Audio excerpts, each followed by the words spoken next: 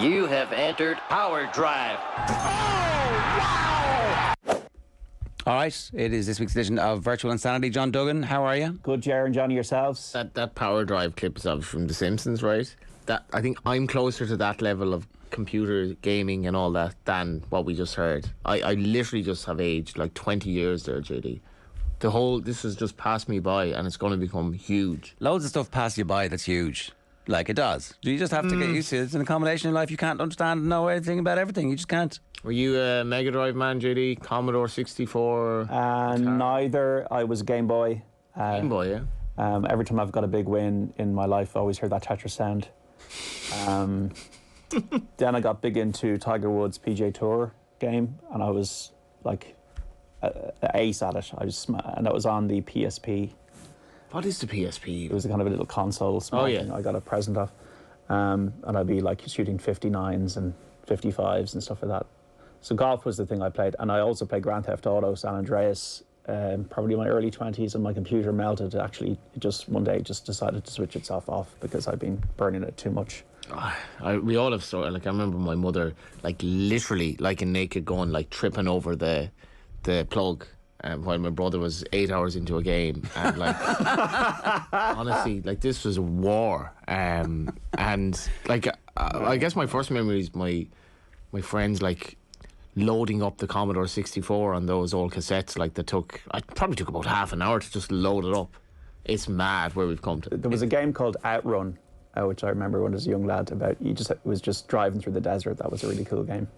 It's unfortunate Owen's not here because he's got some story about being like majorly addicted in his like late teens, early 20s to something. To, like, you know, it was a large period of his life is lost. It's like just those like kind of wilderness years. I can't remember the game. I have a vague sense it was like the Olympics game or something like that.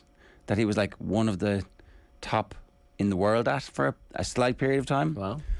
Much to the detriment of, you know, everything else in his life. He could relate to, well, like... I might be slandering him here. That could be completely wrong, but he will correct me, I'm sure, no doubt, when he's... The thing with Dara is, like, that line between, like, being in front of a computer and being, like, a real driver now is that's so close that he could be sensational, you'd imagine. And imagine, like, if he does go down that road, I will now follow him because I know of this.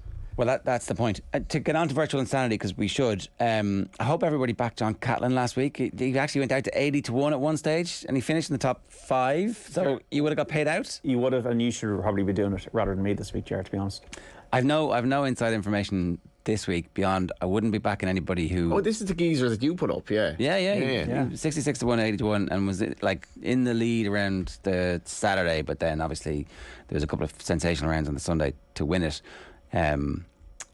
I would say I wouldn't back anybody who was at the Pro-Am this week because they were having the crack. Like, there was not a lot of serious golf being played. They were having fun and drinking pints and whatever else. So this is me. I don't really like golf. I'm not like mad into it or whatever. But like Joe's story there about Tiger Woods, like that's obviously a big deal. It's like Tiger Woods actually is showing some sort of being a human being on a golf course, and that's like a big deal. And so to me, this is like, how is this even a story? But obviously, golfers Tiger just doesn't let his guard down. Tiger's game face is like the most famous thing about him. Yeah. You know, like he'd have his game face on for weeks in advance of a tournament, the entire time of the tournament. And then after the tournament, he would barely show any emotion apart from like aggression about winning. Yeah, and that is the transformation of a person. But he showed up. Tiger Woods showed up this week and stayed around, and you know, and I think I saw one of the English people. Oh, he's staying in the UK to practice for the Open. Like, is he? I don't think he is. That's not what he said. He said he was going to stay here. Did you see the Riga? He was in Ireland when he said it, so we'll see. Did you see the Riga tweets about going to Derry City for the game? No. You should look into that. I can imagine. Yeah, it was a Union Jack, but then they changed it to a tricolour to go to Derry City, which again isn't exactly accurate anymore either. You know, Northern Ireland flag wouldn't have worked either, so they were damned if they do. And are they though? Virtual insanity. If Derry City want to be considered Irish and they want to fly, they are Irish. Let them do that, I say. Yeah, Riga got it wrong in the first place. Parity of esteem, right to self-identification, all in the Good Friday Agreement, which nobody seems to have the Belfast Agreement. John Duggan. Lads, Corey Connors of Listowel in Ontario, I don't know if it's twinned with Kerry, has not played in the Pro-Am. He was tied for 4th going into the final round of the Open last year, at Royal St George's. So he's one of the most accurate ball strikers, great iron player. He is 50-1. He's worth a 5 each way of my virtual money. He's the headline tip for the Scottish Open. He lies inside the top 20 in strokes gained this year on the PGA Tour. He's improved his putting. He's just a laser with those irons. Actually missed the cut at this tournament last year, but his second round was 65. So Corey Connors is my guy each way, the main one. The other one I'm going for 3 each way on Robert McIntyre. I've got him there in a Shinty jersey because he plays Shinty. Robert McIntyre from Scotland. Obviously would love to win his home open. 66-1 for 3 each way. Loves links golf, so he's been in the Open Championship. He's been in top 10 the last 2 years. He's played in it. Was 13th at Mount Juliet last week. Has 2 top 20s at the Renaissance Club. To me, he's a really good win player. He's got guts. He's a good putter. And I think a lot of these guys, I know Rory isn't playing, but a lot of these guys will have their heads in St Andrews. And as you said, Jared, they will have had quite a long run now. You're coming over to Ireland. You're playing all these courses around the south. You're playing the Pro-Am. You're having a few drinks. You're going over to the Genesis Open. Or else maybe I'm totally wrong, am I? I mean, is actually back everybody who's at the thing having the crack. And that's the best build-up. Yeah. I don't know. Yeah, well, you're playing Parkland, then you're going to Links. They were, but everybody who came over played a few rounds of Links in advance, like Spieth and Justin Thomas and a few others. It's just, they don't want to be too tired by the time they get to next Wednesday, Thursday for a major.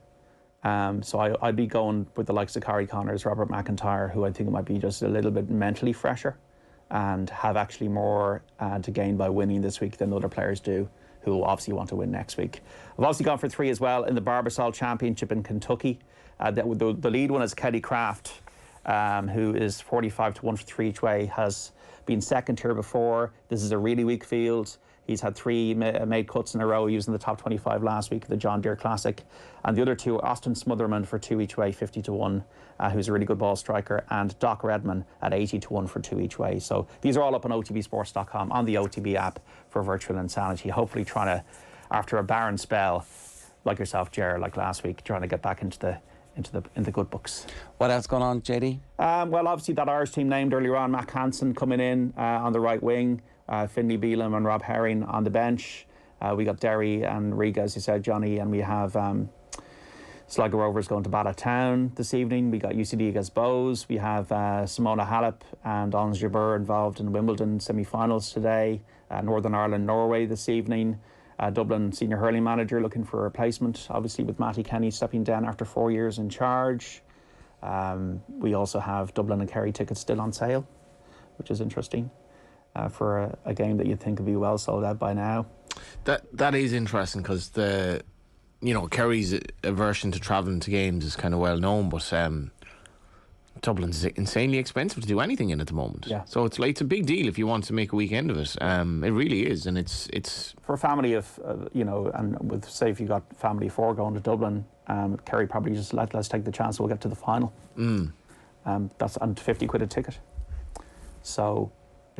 You're talking hundreds. Yeah. Was that like went to a fish and chip restaurant last night, glass of wine, €14.